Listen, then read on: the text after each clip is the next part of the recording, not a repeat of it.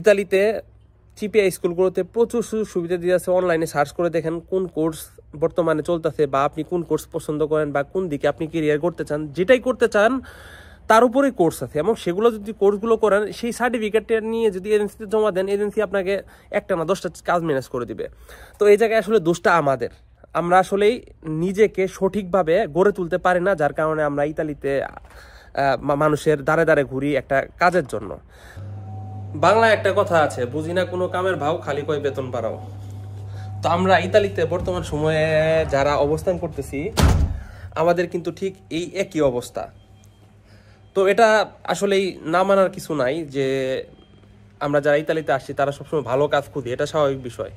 কিন্তু ভালো কাজ পাওয়ার জন্য একটা ন্যূনতম যোগ্যতা প্রয়োজন। আসলে এই যোগ্যতার বেলায় হচ্ছে সমস্যাটা, মানে আমরা ওই যোগ্যতা নাই, যার কারণে দেখা যায় আমরা অনেকেই ভালো কাজ ম্যানেজ করতে পারি না।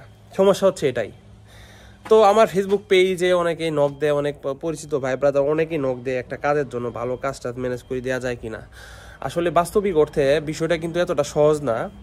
আমার ইতালিতে প্রায় 21 মাস চলে, 2 বছর হয় নাই এখনো। তো আমি শুরুতে যে পরিমাণ ডিপ্রেশনে ছিলাম একটা ভালো কাজের জন্য, এখন পর্যন্ত আমি ভালো কাজ করি না, এটা আমি ভালো কাজ বলবো না, আমি জীবন পার করতেছি আর কি। তো ওই সময় আমি অনেক ডিপ্রেশনে থাকতাম যে আমি কবে একটা ভালো কাজ পাবো। কারণ অনেকেই 1500 কামাইতেছে, অনেকে 1400 কামাইতেছে, অনেকে 2000 কামাইতেছে, এগুলো দেখে ভালো লাগতো না। আসলে যারা এত টাকা কামাইতেছে তাদের একটা নির্দিষ্ট যোগ্যতা আছে, যার কারণে তারা এত টাকা কামাইতেছে। এই বিষয়টা আমি কখনো মানি নাই, বুঝি নাই। তখন মানে হুদাই মনে করেন রাগান্বিত হয়েছি, যে নিজের উপর নিজে রাগান্বিত হয়েছি। কিন্তু বিষয়টা আসলেই অন্যরকম। তাদের ন্যূনতম কিছু যোগ্যতা আছে, যার কারণে কিন্তু তারা এই কাজগুলো পাইছে বা এই কাজগুলো করতেছে। তো আমরা যারা ইতালিতে নতুন আসি তাদের সমস্যা হচ্ছে আমরা ভাষাগতভাবে তেমন একটা দক্ষ না, যার কারণে দেখা যায় ভালো কাজগুলো আমরা পাই না। তার কারণ হচ্ছে একটা মালিক আপনাকে নিবে, নেওয়ার পর সে আপনাকে একটা কথা বললো, আপনি সেটা রেসপন্স করতে পারলেন না। তার তো এত খেয়ে দিয়ে কাম নাই যে সে আপনাকে শেখানোর জন্য নিবে। যে জায়গায় হাজার হাজার ভাষা জানা লোক বসে আছে বেকার, ওই জায়গায় আমাকে নিয়ে সে কেন শিখাইতে যাবে, তাই না? বাস্তবতাটা কিন্তু এমনই। তো অনেকেই নক করে যে ভাই একটা ভালো কাজের ব্যবস্থা করে দেন, এটা করেন সেটা করেন।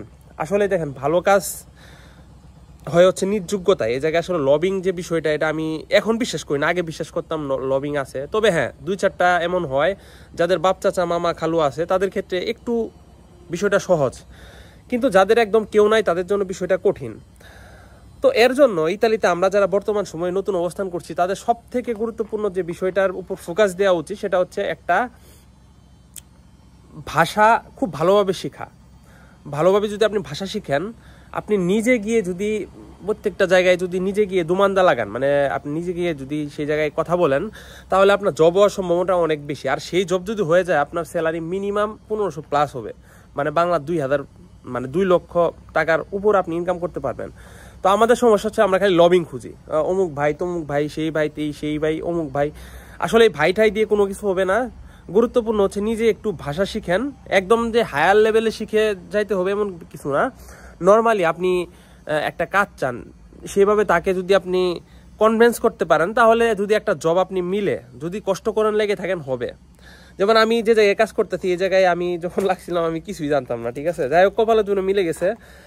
তো আজকে আমি আমার অবস্থান থেকে এটা বলতে পারি যে আমি যদি এই জায়গায় কাজ ছেড়ে দেই, আমি সর্বোচ্চ 1 মাস যদি ট্রাই করি, আমি ফ্যাক্টরিতে লাগতে পারবো, যে কোনো জায়গায় লাগতে পারবো। কারণ আমি অতটুকু ভাষা জানি যেটা দিয়ে আমি আমার কাজ ম্যানেজ করতে পারবো। তো বিষয়টা এমনই, যারা একটুখানি ভাষা জানে তারা সবসময় একটু ভালো জায়গায় যাইতে চায়। তো আমার বিষয়টা হচ্ছে, আমি যেহেতু এই জায়গায় আসলে ওই তেরসা মিডিয়া যেটা করতেছি, যার কারণে আমি আসলে কোনো জায়গায় নড়াচড়া করতেছি না। হয়তো বা তেরসা মিডিয়া শেষ হয়ে গেলে আমি হয়তো বা অন্যদিকে ট্রাই করব, যদি অনেক হাই স্যালারি পাই তাহলে অন্যদিকে মুভ করবো, এছাড়া না। কারণ এই জায়গায় আমি থেকে আরও কিছু কোর্স করার চিন্তা ভাবনা আমার আছে। কারণ আমরা যে স্কুলে পড়াশোনা করি, এই স্কুলে একটা কোর্স শেষ হওয়ার ঠিক কিছুদিন আগে তারা আরেকটা কোর্সের অ্যানাউন্সমেন্ট করে। যেমন আমাদের আগের সপ্তাহে একজন ম্যাডাম আসছিল, তো তিনি আমাদের বুঝাইলো যে তোমরা যেহেতু তেরসা মিডিয়া করতেছো, এরপরে তোমরা এমন একটা কোর্স করো যেটা তোমাদের ভবিষ্যতে অনেক কাজে লাগবে, মানে তোমার কেরিয়ার গঠনে অনেক গুরুত্বপূর্ণ ভূমিকা পালন করবে। তো এই টাইপের কোনো কোর্স তুমি করো আমাদের মাধ্যমে। তুমি কি করতে চাও বা তুমি কি পছন্দ করো, সেটার উপর আমরা তোমাকে ডিপ্লোমা করাবো, তারপর তোমার কেরিয়ারটা অনেক উন্নত হবে। কি বলবো, দেখেন এমন অফার আসলে আমাদের দেশেও যদি কেউ এভাবে যায়, এমন অফার কেউ কাউকে করে না।